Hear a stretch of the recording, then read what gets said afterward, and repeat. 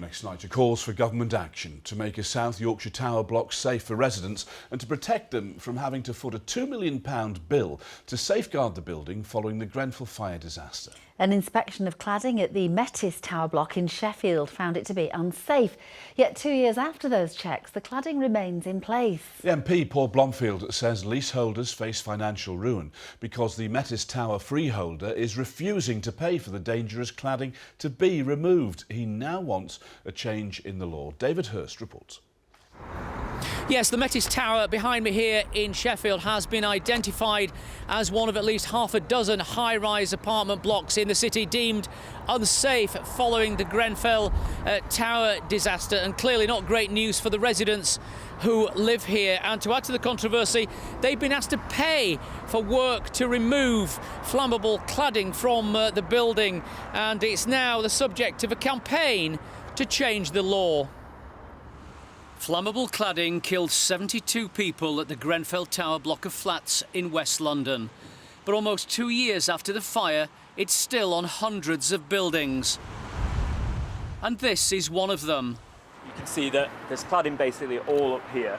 Following Grenfell, an inspection discovered the Metis building at West Bar in Sheffield is covered in the most dangerous type of cladding. Every single night I go to bed in a building which the government deems unsafe.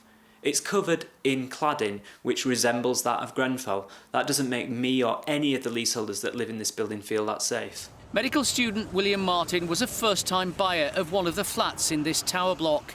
Knowing now that it's unsafe is bad enough, but William and more than 100 other leaseholders are being asked to pay for removing the dangerous cladding at a cost of between £20,000 and £40,000. We're all facing financial ruin because of this. There's a massive amount of money expected for us to pay, which we just can't fund.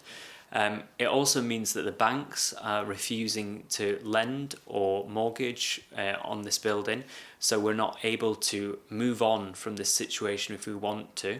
It's causing me and many of the other leaseholders in this building and buildings across the country a great deal of stress and anxiety. Government figures show there are 354 high-rise buildings with flammable cladding in England. It reveals both Leeds and Sheffield have between 6 and 10 buildings with Grenfell-style cladding, while Bradford and Kirklees have between 1 and 5 buildings with the same dangerous cladding. The Metis tower block is deemed so dangerous it needs hourly checks by the fire service to keep it safe. Solicitors acting on behalf of the freeholder Adriatic Land 1 didn't return our calls today. Sheffield MP Paul Blomfield is calling for a change in the law to force those responsible for buildings like Metis to pay for safety improvements. And so the government needs to act. We need first to make the building safe, and we need to make sure that those individual residents who own the flats don't foot the bill. William feels so strongly he's co-founded a new campaign organisation called CAD, the Cladding Action Group. He says he hopes the government will take action to bring an end to the trauma he says he and others are facing. Well, we heard Paul Blomfield talking there in Westminster, and earlier today we caught up with Mr Blomfield, who elaborated further about why he feels so strongly about the Metis building. The safety of the constituents comes first. There needs to be immediate action. Where, for example, in Sheffield, we had a tower block owned by the council. The council immediately acted, took off the cladding, and they are recladding it to reassure tenants.